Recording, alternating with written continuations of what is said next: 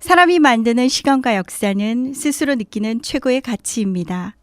사람과 사람이 엮여서 만들어내는 시간과 역사는 때로는 역사의 흐름을 바꾸기도 하고 때로는 시대 정신을 만들기도 합니다. 대구 경북에서 진보적 가치의 중요성을 안고 살아가는 사람들이 있습니다. 20% 언저리 소수이며 지역 정서에 쉽게 융합되지 못하는 사람들이지만 지역 구성원의 20%나 되는 결코 작지 않은 지역의 한 축을 담당하는 사람들입니다. 왜 소수를 자처하며 진보적 가치를 버리지 못하는지, 이 사람들은 어떤 생각을 하고 어떻게 살아왔으며 현재를 살고 있는지, 앞으로 어떻게 살아갈 것인지 궁금하지 않습니까? 의외로 주변에 많지만 특별한 이벤트가 아니면 자주 만나기도 힘든 대면대면한 관계의 어색함은 역사의 흐름을 바꾸고 시대 정신을 만드는데 방해 요소라는 생각이 들었습니다. 한 사람의 인생 이야기를 통해 같이 기뻐하고 같이 슬퍼하는 공명이 시작된다면 딱딱함과 완고함으로 대표되는 지역 정서도 조금은 유연해지리라 기대합니다. 팀 사람과 사람이 만드는 미친 개미들의 세상 이야기, 평범함 속에서 특별함을 느껴주십시오. 2023년 3월입니다. 난방비 폭탄에 전기요금, 교통비를 포함한 물가 폭등으로 유독 춥기만 했던 지난 겨울이었습니다. 끝날 것 같지 않던 시린 겨울을 이겨내고 봄이 왔습니다. 안녕하십니까. 팀 사람과 사람의 진행을 맡은 손기수, 장은주입니다. 저희는 대구 경북의 진보적 가치를 안고 살아가는 사람들의 삶의 궤적과 인생의 지혜를 들어보는 인터뷰를 진행합니다. 오늘은 경북의 봄날의 햇살 같은 존재이신 더불어민주당 경북도당 위원장 임미애님을 모셔보도록 하겠습니다. 반갑습니다. 안녕하세요. 임미애입니다. 네, 먼저 우리 시청자분들께 인사 한번 부탁드리겠습니다. 네, 안녕하십니까. 경북도당 위원장 임미애입니다. 의성에서 달려왔습니다. 여러분들을 이렇게 화면으로 처음 뵙는데요. 오늘 뭐 이렇게 얘기를 들어보니까 저에 관한 이런저런 이야기들을 궁금한 걸 물어본다 그러는데 편하게 여러분들과 만나보는 시간을 갖도록 하겠습니다. 네, 오늘 편하게 이야기 나누는 시간 됐으면 좋겠습니다. 네. 저희가 처음 소개드릴 때 봄날의 햇살이라는 수식어를 말씀드렸는데요. 네. 제가 알기로는 이게 작년 도당위원장 선거 때 사용하셨던 문구로 알고 있습니다. 그동안 별명이 되게 많으셨을 것 같은데 그동안 어떤 별명으로 어떻게 불리셨는지 한번 부탁드리겠습니다. 별명이요? 네. 학교 다닐 때는 제가 학생회장을 해서 그때는 사람들이 저를 그냥 이짱 이렇게 불렀고요. 그러니까 이대 학생회장이라고 이짱. 아직도 그 당시 같이 활동했던 사람들은 저를 이짱 이렇게 부르고, 그리고 제가 농사를 짓기 시작하면서부터는 그냥 저를 마당댁 이렇게 불러주기도 하고, 그러다가 민주당으로 정치를 시작하면서부터는 이상하게 제가 약간 좀 전투적으로 생겼나 봐요. 그래서 거기에 뭐 좋은 의미로 이렇게 붙여주는 별명들이 뭐 잔다르크 이렇게 붙여주기도 하는데 이건 좀 버거운 네. 별명이고 그렇습니다. 아니, 제가 들어보니까 이짱이라는 얘기는 저희 오늘 처음 들었거든요. 예. 그거는 네. 제 아주 오래된 아주 오래된. 것들은 다 알고 있는, 지금도 후배도 그렇고 친구들도 네. 이짱 네. 이렇게 불러요. 앞으로 저도 이짱으로 부르겠습니다. 누가 들으면 우리 동네 이장님인 줄 알아요. 그렇겠네요. 네. 별명에서 알 수 있듯이 위원장님의 이미지와 위원장님을 향한 지지자들의 마음이 느껴지는 것 같습니다. 이 영상을 보고 계신 분들 중에 이미 팬도 있고 지난 지방선거에 도지사 후보로 출마하신 등 굉장히 유명하심에도 처음 접하는 분들도 계시리라 생각합니다. 네. 그래서 모두를 위해 임미애 톱파보기를 해보려 합니다. 괜찮으실까요? 해보시지요. 네. 그럼 먼저 유년 시절의 도당위원장님의 모습과 생활이 궁금합니다. 어떤 어린이였나요? 저는 지극히 평범한 그 어린이죠. 공부를 그렇게 잘하는 것도 아니었고, 제가 생각해 보면은 나중에 그런 얘기를 이제 우리 식구들 모였을 때 했는데요. 어렸을 때 내가 한글을 깨우친 것만 해도 참 신기하다 이런 얘기를 한 적이 있어요. 왜냐하면 그 당시는 이렇게 1부제, 2부제, 3부제 이래서 초등학교 교실에 학생들이 워낙 많으니까 오전에 등교하는 애, 오후에 등교하는 애 이렇게 나누어서 등교를 했거든요. 그래서 선생님들이 애들을 또 잘 봐주지 않으셨어요. 그 와중에 뭐 결석은 밥 먹듯이 했고 그럼에도 불구하고 한글을 깨쳤으니 놀랍다 이러는. 그래서 학교에 별로 그렇게 크게 관심이 있는 아이는 아니었는데 그 당시 저희가 주산 배우는 열풍이 있었거든요. 주산을 배우면서 암산하는 게 속도가 약간 좀 빨랐어요. 그러다 보니까 한 초등학교 6학년 때부터는 선생님이 시험 점수 평균 내고 하는 것 때문에 자주 불러서 짜장면 사주면서 일 시켰고 그때부터 학교가 조금 친해진 그런 케이스? 그 외에는 그렇게 크게 두드러진 학생은 아니었던 것 같아요. 어떤 취미를 가지셨었나요? 취미? 인미 어린이는. 노는 거? 잘 놀았죠. 제가 돌이켜보면 그때도 놀 때 약간은 아이들이 좀 많이 따라다녔던 것 같아요.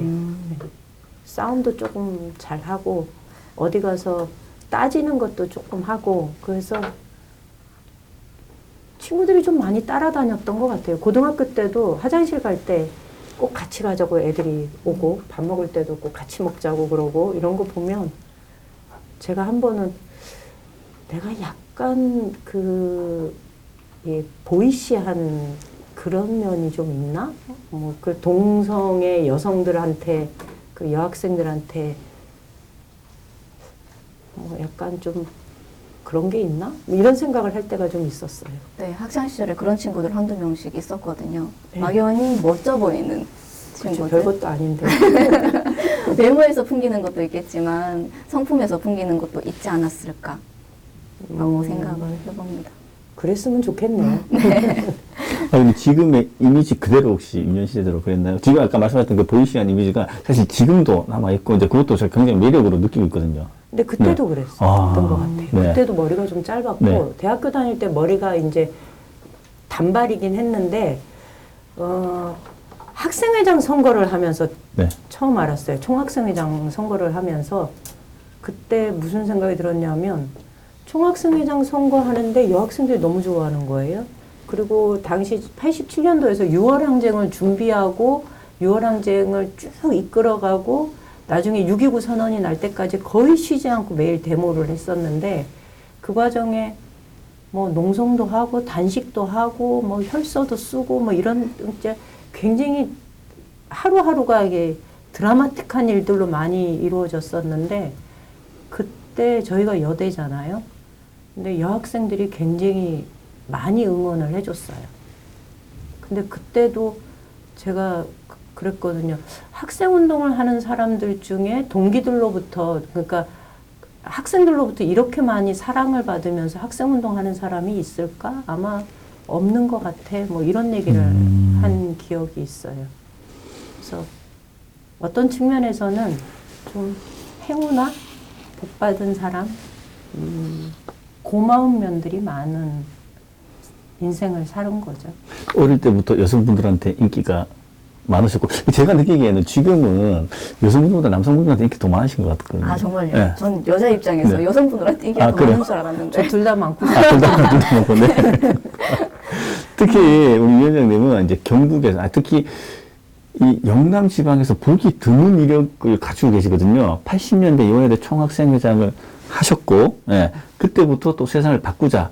뭐 이런 주장을 많이 펼치셨는데 어떠세요? 그 주장이 지금도 계속 이어지고 있는 거죠?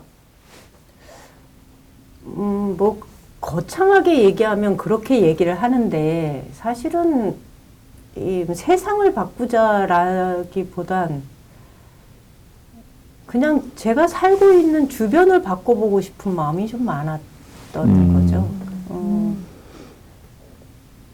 대학교 다닐 때는 뭐 날마다 혁명을 꿈꾸는 전사였을지 모르지만 졸업을 하고 사회활동을 하다가 내려와서 농촌에 정착하는 그 순간부터는 사회를 바꾼다 이런 것보다는 내가 살고 있는 지역, 내가 속해 있는 이 공간을 좀 어떻게 하면 조금 더 재미있는 곳으로 만들까 뭐 이런 고민을 주로 했던 것 같아요. 그래서 어떤 분들은 제가 살아온 과정을 막 너무 이렇게 과하게 의미를 주려고 하고 그래서 막 좀 포장을 좀 하는 것 같은 느낌을 받을 때가 있는데 그게 가끔은 좀 부담스럽지요. 똑같아요.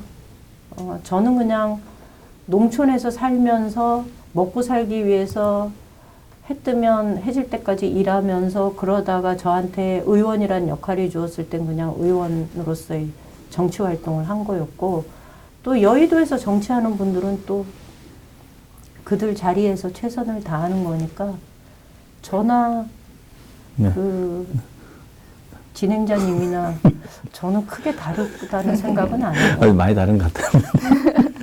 아, 그럼 이제 그때 이렇게 막 혈기를 왕성했다. 지금도 혈기 왕성하시지만 그때 세상을 바꾸고자 했을 때 같이 이제 열심히 활동했던 운동부 친구분들 계시잖아요. 예. 많죠. 혹시 지금 기억에 남는 분들 한번 소개해 주실 수 있을까요?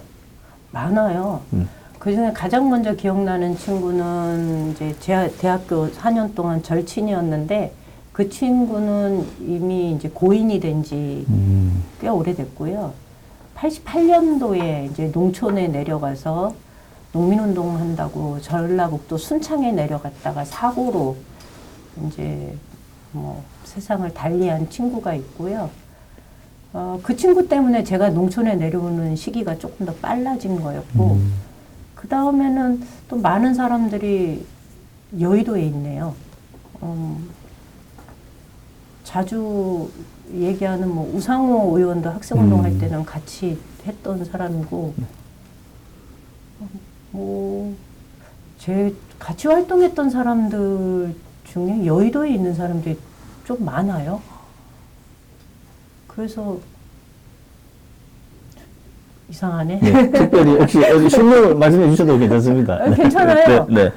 김성환 의원도 네. 같이 그 학교 다닐 때 네. 활동을 했던 네. 사람이고 네. 이인영 의원도 아. 김태년 의원 초선 됐을 때 우리가 네.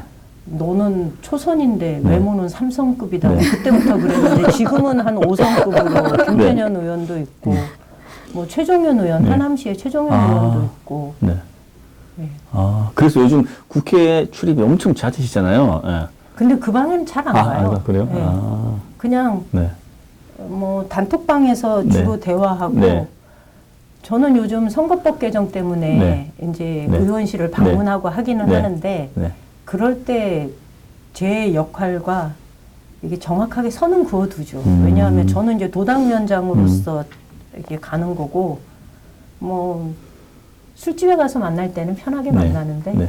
의원회관을 방문할 땐 저도 최대한의 예의를 갖추어서 네. 제가 알기로는 의원보다 도당위원장, 시당위원장이 훨씬 더 그렇죠. 높은 거잖아요. 그렇죠? 당조직에서는 그렇죠. 예, 당에서는. 훨씬 서열이 높은데 네. 이건 당조직이 네. 아니어서 아, 그러시군요. 그리고 지난 선거 때 이제 소위 말하는 개딸, 개혁의 딸들한테 인기가 유독 많았던 걸로 알고 있거든요. 제가 그 현장을 또 주변에서 가장 가까이 지켜봤고 했는데, 아까 말씀하셨다시피 학교 다닐 때도 여성분들한테 인기가 많았고, 예. 그리고 지금 선거할 때도 여성분들한테 인기가 많았고, 예. 혹시 그 이유가 아까 보이시는 매력 말고 또 다른 게? 그건 아니에요. 그래요? 이번에 그 소위 개딸들 네. 분들이 저한테 지지를 표하고 네. 뭐 유세 현장에 꽃도 들고 오시고 네. 편지도 들고 오시고 그 당시 기억나는 분 중에 한 분이 포항에서 어둑어둑해졌는데 유세 끝난 다음에 이제 차에서 내려오는데 막 쫓아온 어떤 청년이, 여성 청년이 저한테 편지를 주면서 제가 지금 이제 취준생이라는 거지. 취준생이어서 지금은 제가 드릴 게 이거밖에 없어요. 그러면서 저한테 편지를 줬어요. 근데 그때 제 마음이 너무나 그렇게 한편으로는 기쁘기도 하고 한편으로는 마음이 짠하기도 하고 오만 가지 감정이 뒤섞여 있었는데요. 그때 그 젊은 청년들이 저한테 지지를 표했던 거는 저는 대선 패배의 그 아픔을 저를 통해서 약간은 좀 치유하는 과정이 아니었나 저는 그렇게 봐요. 그러니까 임미애라는 개인에 대한 지지라기보다는